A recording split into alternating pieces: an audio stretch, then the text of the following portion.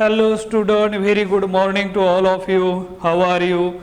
I hope you all are happy, healthy and fine at home.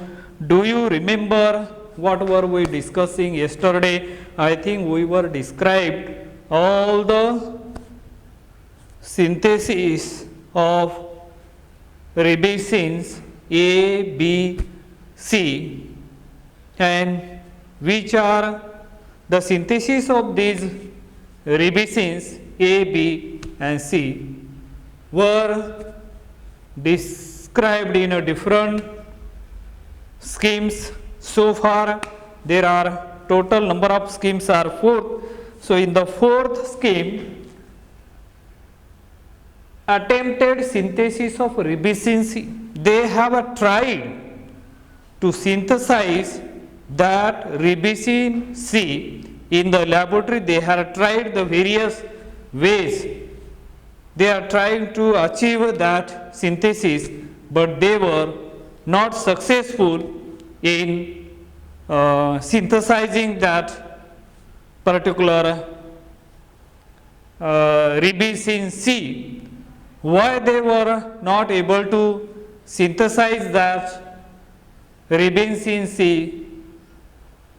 What are the reasons behind the failure of synthesis of ribosine C?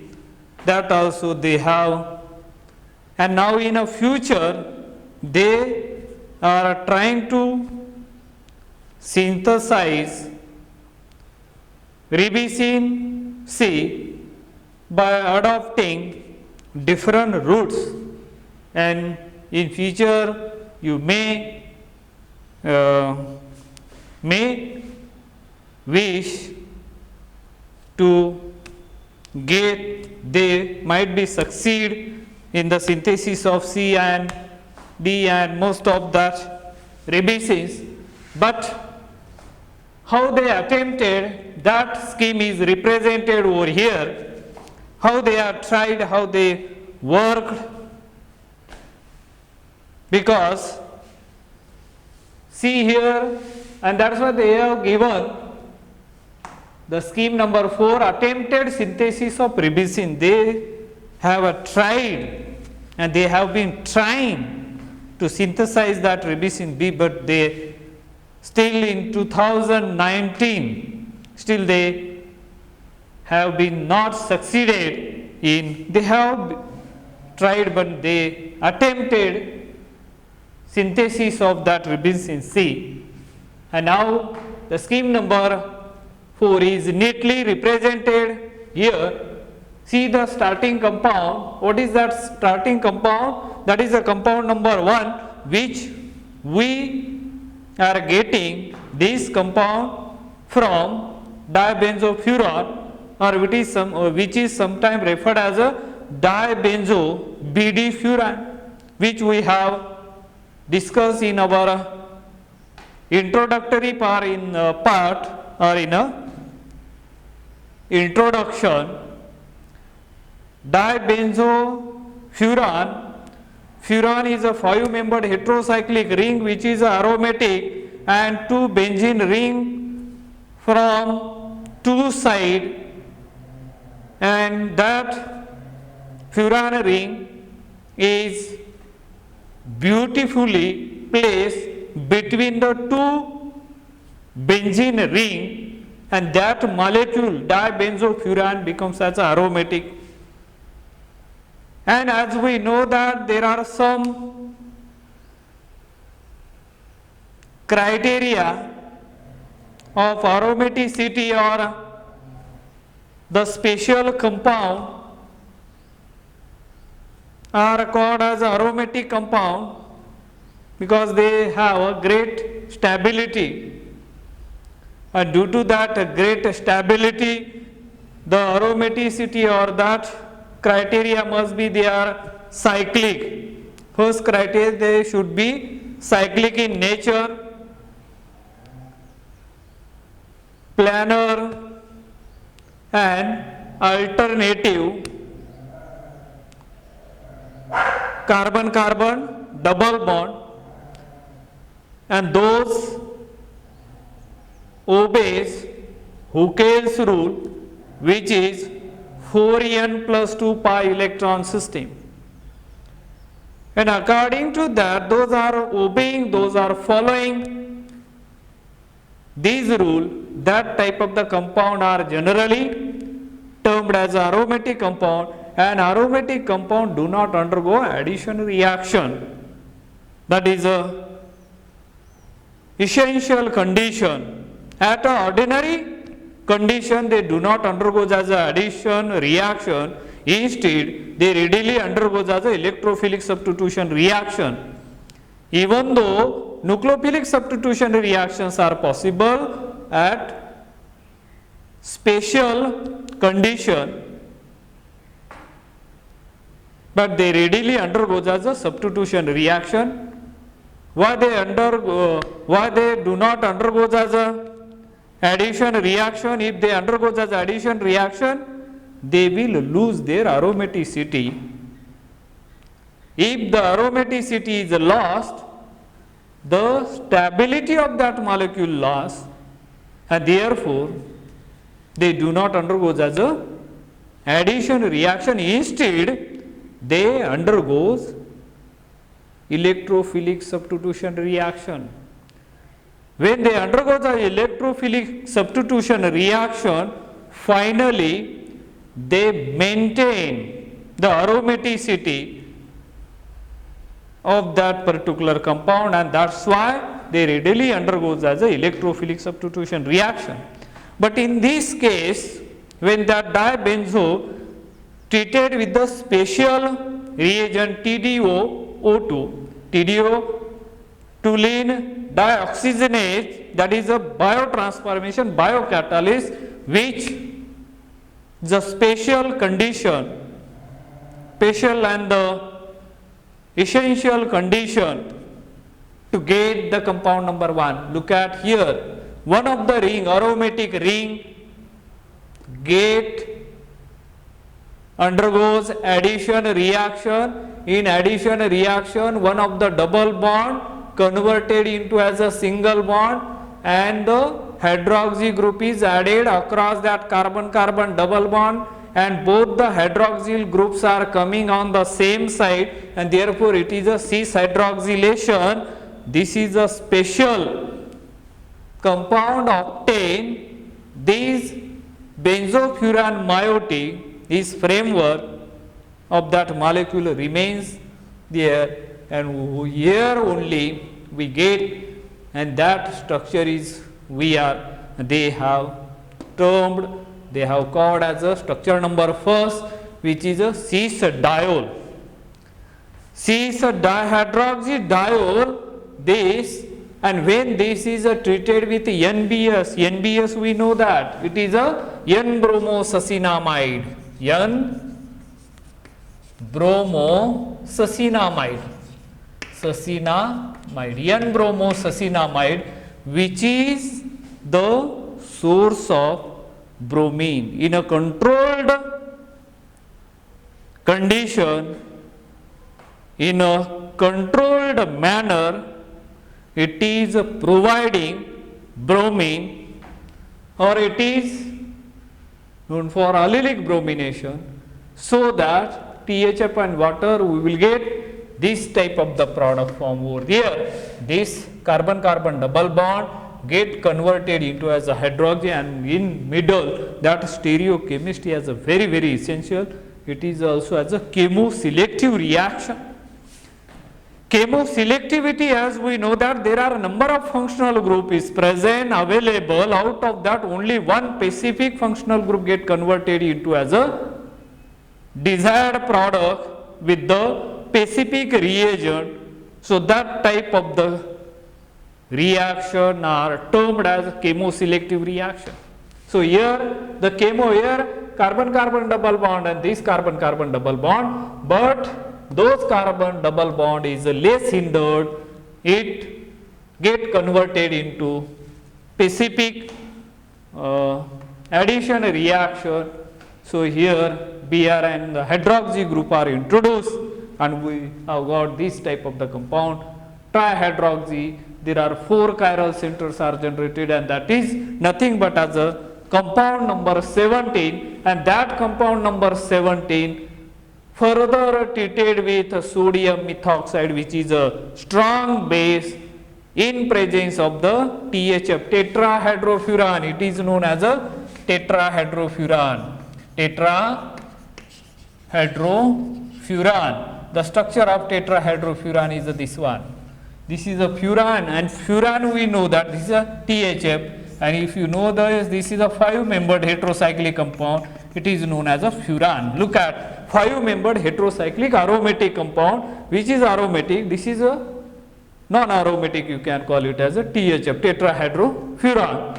So here when using as a sodium methoxide, it acts as an base, and if base is there, there is a what we can call it as a dehydrohalogenation is possible. But here if you see there is a functional groups are like this, and specifically due to this reason they can chemoselectively form as a epoxide. This type of the epoxide are formed if the substrate has this structure 17 number. So here also as a OH, but chemoselectively this hydroxy group is attacking over there. There is a dehydrohalogenation or dehydrobromination takes place over here. One hydrogen from here and we are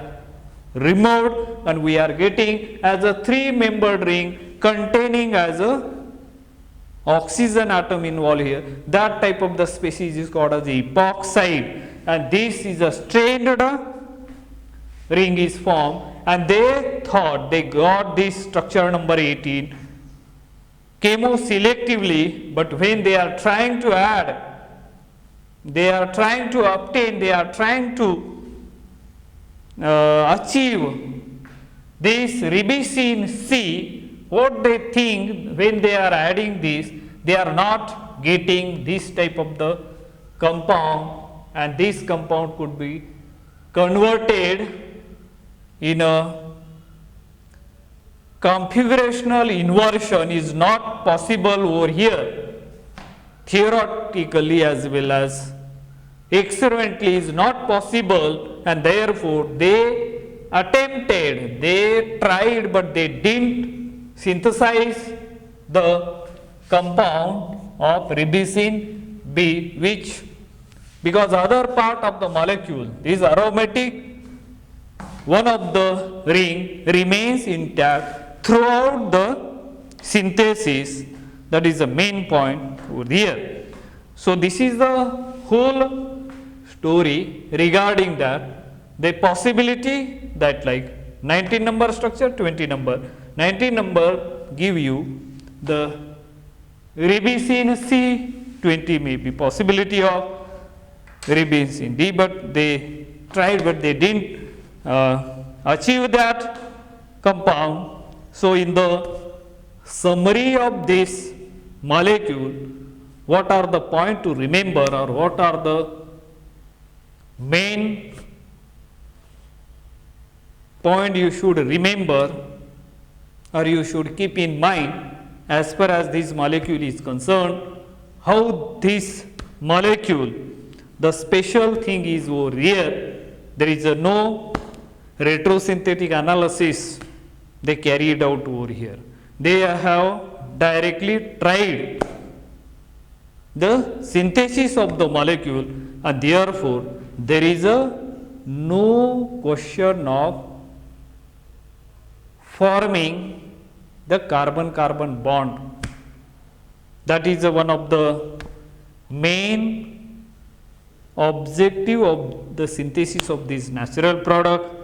This natural product they have obtained from P ribose, and that is why name is given as a ribosine A, ribosine B. And the chemoselective, regioselective, stereoselective, these are the terminologies they have used frequently.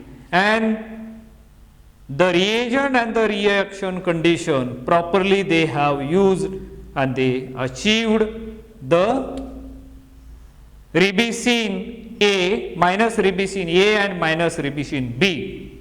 Their experimental section, during that we will see what are the instruments they have used for the characterization of that compound. So, let us know, because we are talking about the summary of that molecule. Conclusion: in the chemoenzymatic synthesis of a natural product from cis dihydrodiol, metabolites is nothing but as a small molecules, which is this term is generally used in a biochemistry or in a biology, have generally been restricted to those obtained from monocyclic arene substrate. Cis dihydroxydiols of acridine and dictomine obtained by BPDO catalyzed cis dihydroxylation were among the few examples of tricyclic arenes utilized in the chemoenzymatic synthesis of secondary metabolites. Following on from the innovative use of monocyclic arene, cis dihydroxydiol of bromobenzene in chemoenzymatic synthesis, this study has demonstrated that a tricyclic cis dihydroxydiol formed by TDO catalyzed cis hydroxylation of dibenzofuran can also be used as a precursor for the asymmetric synthesis of the chiral dibenzofuran derivative ribosines A and B. And this alternative approach of using a polycyclic cis dihydrodiol precursor can now be added to the available method for the synthesis of chiral natural products containing benzofuran ring. That is the main objective of this.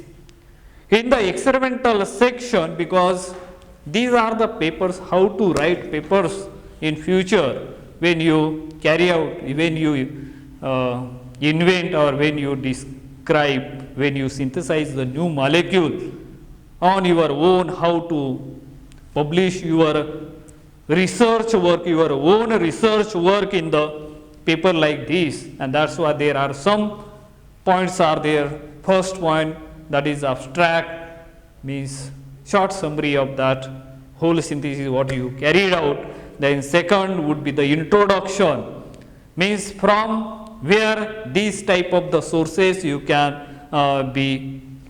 get information regarding that whatever target molecules you are going to synthesize in the laboratory, what are the sources, who did that research originally previously related to that work. So, that type of the introduction you have to carry and why you are doing that one.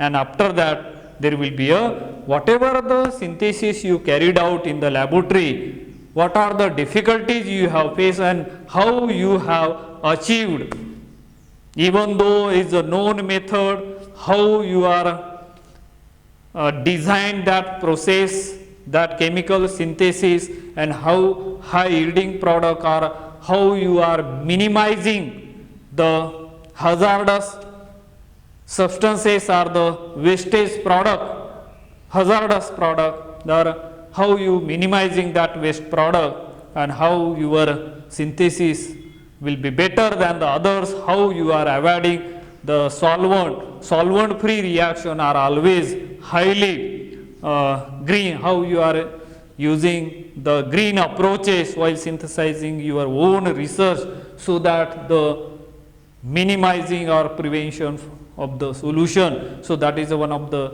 green principle. There are 12 principles of green chemistry, so that you can adopt that principles in actual sense in the laboratory. It is essential nowadays, because day by day the pollution is increasing tremendously due to the increase in the population and the industrial growth, and therefore to avoid the byproduct formation, that type of the reaction, to avoid the solvent, whatever the solvent, volatile solvent generally we are using in the laboratory to carry out the reaction, and so therefore there is a lot of pollutions are generated, even though then so to avoid, to keep this point in mind, and you can do your own research, which will be in a future that will be helpful for the society, or alternative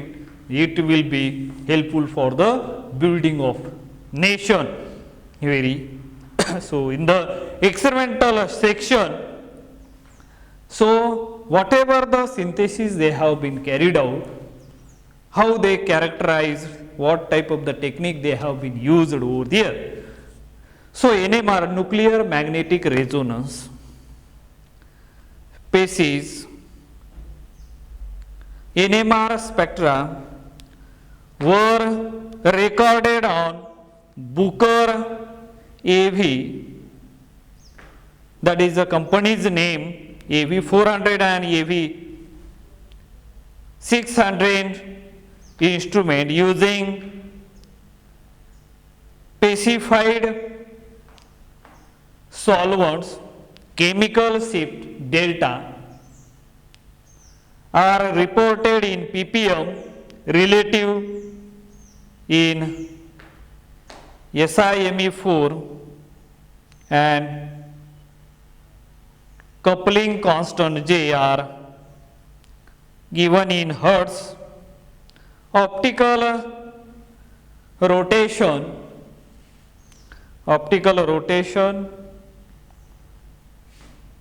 measurement in a degree per centimeter cube gram were obtained, and specified solvent concentration in a gram per 100 ml at sodium D line 589 nanometer.